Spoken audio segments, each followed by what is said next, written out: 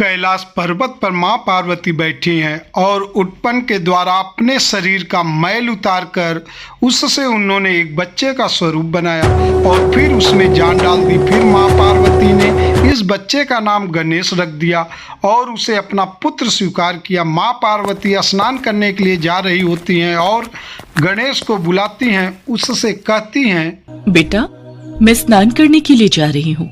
तुम द्वार पर बैठकर मेरा इंतजार करो और ध्यान रखना कोई भी अंदर ना आने पाए। जो आदेश माते। माँ, आप बेफिक्र होकर स्नान करने के लिए जाएं।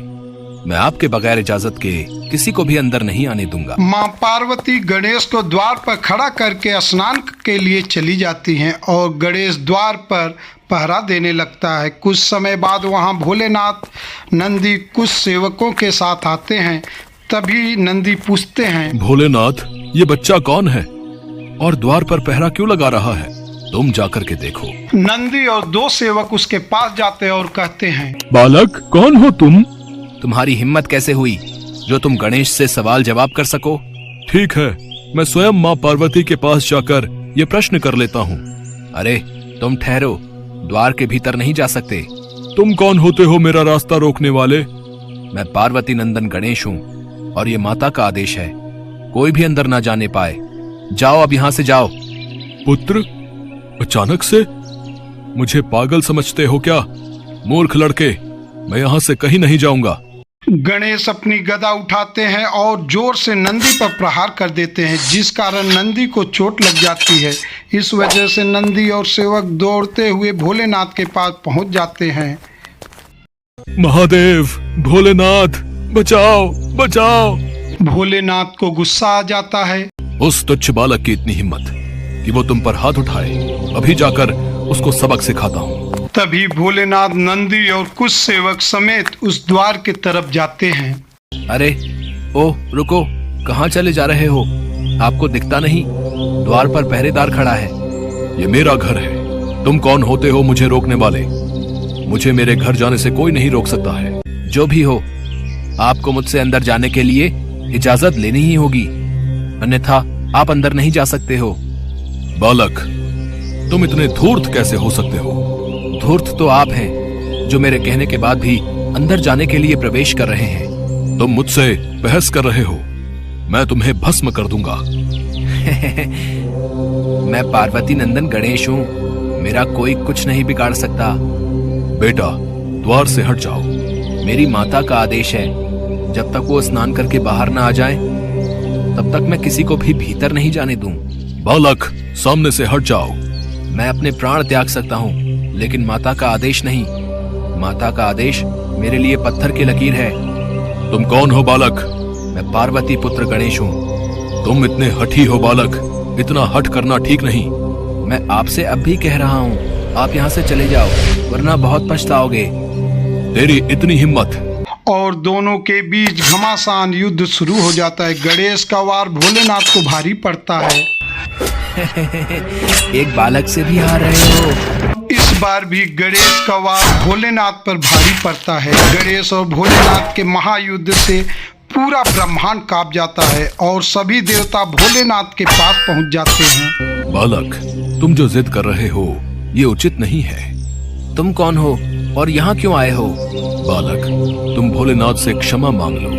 गलती भी भोलेनाथ की और क्षमा मैं मांग लूं, ये कदापि नहीं होगा। भोलेनाथ, आप ही इसको क्षमा करें। बालक है, हठी है, क्षमा कर दें। आप नहीं जानते इस बालक ने हमारा कितना अपमान किया है। मैं इसे नहीं छोड़ूंगा, मैं इसे अवश्य दंड दूंगा। मेरा सामना तो कर नहीं सकते और बात करते हैं मुझे दंडित करने की। मैं तुम दोनों से विनती करता हूँ, इस युद्ध को यहीं पर समाप्त करो। मैं युद्ध को नहीं रोकूंगा। मैं भी इस युद्ध को नहीं रोकूंगा और इसके किए की सजा इसको देकर ही रहूंगा। और फिर गणेश और भोलेनाथ का महायुद्ध शुरू हो जाता है। मैं बोल रहा हूँ तुम दोनों से, तो रुक जाओ। बालक, तुम भोलेनाथ से माफी मांगो। जिसे देखकर भोलेनाथ बाकी सभी देवताओं के होश उड़ जाते हैं और भोलेनाथ को क्रोध आ जाता है। दुष्ट बालक, मैं अब तक तो तुझे माफ भी कर देता, लेकिन अब तुझे जीवित नहीं छोड़ूंगा। बालक, तुम ऐसा करके हमारे गुस्से को बढ़ा रहे हो। गुस्सा बढ़ाकर भी आप क्या कर सकते हो? एक छोटे बच्चे से अपने मुंह की खा रहे हो। क्रोध में आकर भगवान शिव अपने त्रिशूल से बालक का मस्तक काट देते हैं। माता पूरे ब्रह्मांड में शोर हो जाता है और गणेश की गर्दन बहुत दूर जाकर गिरती है, जिससे एक भूचाल आ जाता है। सभी देवता एक अनहोनी की आशंका से घूम जाते हैं। तभी गणेश जी की आवाज सुनकर माँ पार्वती दौड़ी दौड़ी बाहर आती हैं। अरे गणेश, गणेश, पुत्र गणेश, कहाँ हो तुम? पार्वती बाहर आकर देखती हैं तो उनके होश उड़ जाते हैं और पार्वती को गणेश का धड़ दिखता है।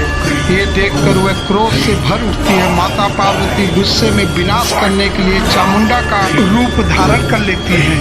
मुझे मेरा पुत्र गणेश चाहिए। यदि ऐसा नहीं हुआ तो सारी सृष्टि का नाश हो जाएगा। माते क्षमा, ऐसा ना करें माते। मुझे मेरा पुत्र गणेश चाहिए। भोलेनाथ, भोलेनाथ, कहाँ है भोलेनाथ? देवी, मैं हाथ जोड़कर आपसे प्रार्थना करता हूँ। भोलेनाथ, इस समय बहुत क्रोध में हैं।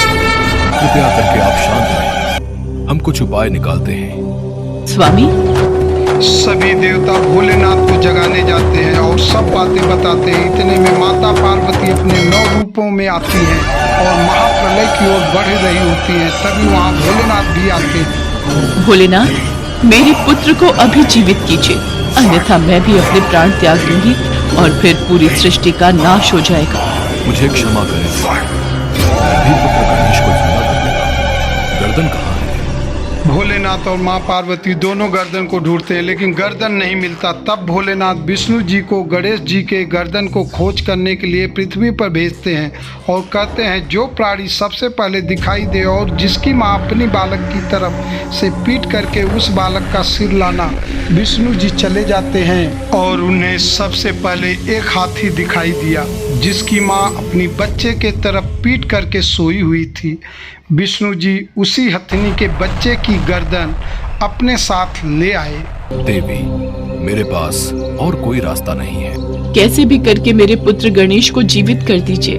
भगवान भोलेनाथ बालक के धड़ से मस्तक जोड़ देते हैं। बालक जीवित हो जाता है और उठकर बैठ जाता है। माता पार्वती का क्रोध शांत हो जाता है और वे पुत्र गणेश को अपने सीने से लगा लेती हैं।